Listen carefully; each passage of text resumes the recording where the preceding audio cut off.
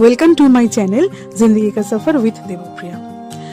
6:20 ব্যান্ডেল লোকালে আমরা সবাই উঠে পড়েছি আর এখন আমরা যাচ্ছি আমার একটা অফিসের সিনিয়র দাদার ছেলের বিয়ের রিসেপশন পার্টি অ্যাটেন্ড করতে বৈদ্যবাটিতে। এবার আমরা বৈদ্যবাটি স্টেশনে নেমে পড়েছি আর দেখো সবাই খুব সুন্দর করে সেজেছে আর আমরা এখন উঠে পড়েছি একটা অটোতে। খুব মজা করতে করতে আমরা কিন্তু ট্রেনে করে এসে পড়লাম আর সবাই কিন্তু এত মজা করছিলাম আমরা যে কখন যে বৈদ্যবাটি পৌঁছে গেছি বুঝতেই পারিনি। এটা হচ্ছে বিয়ে বাড়ির গেট, খুব সুন্দর করে সাজিয়েছিল আর এটা হচ্ছে রিসেপশনের এন্ট্রান্সটা, খুব সুন্দর লাগছিল। আর এটা হচ্ছে আমার আজকের সাজ, একটা কফি কালারের শাড়ি পরেছি, তার সাথে গোল্ডেন জুয়েলারিজ।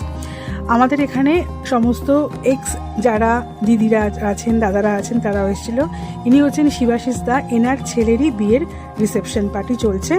খুব সুন্দর গান হচ্ছিল, অর্কেস্ট্রা চলছিল। আর এটা হচ্ছে নতুন বর বউ, খুব সুন্দর করে সেজেছে ওরা। আর বউয়ের বেনারসিটা তো দেখার মতন, খুব আনকমন একটা কালার।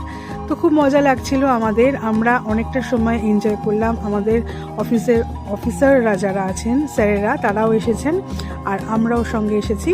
খুব সুন্দর লাগছিল। আর এই হচ্ছে খাওয়া দাওয়ার জায়গা, এখানে স্টার্টার শুরু হয়ে গেছে আর এটা হচ্ছে ফুচকা স্টল।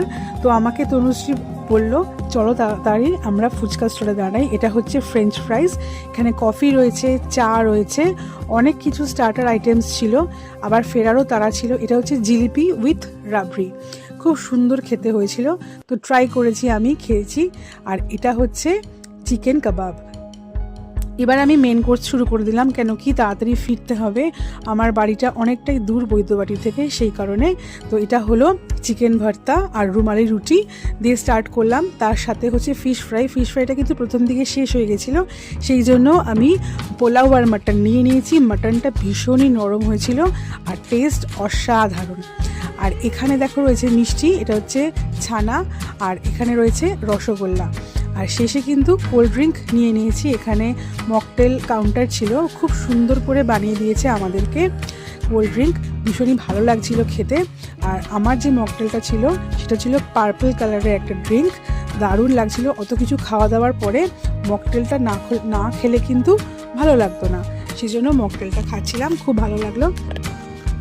মাথায় খালি ঘুরছে যে 8:14 লোকালটা আমাদেরকে ধরতেই হবে, হাওড়ায় পৌঁছাতে হবে, তারপরে আবার মেট্রো ধরতে হবে, মেট্রো ধরে তারপরে বাড়ি পৌঁছাতে হবে। তো অনেকটা রাত হয়ে গেলে একটু সমস্যা হতে পারে, যদিও আমার কিন্তু একটু সমস্যা হয়নি। তো এবার আইসক্রিমের পালা, এখানেই শেষ করছি, টাটা, সকলে ভালো।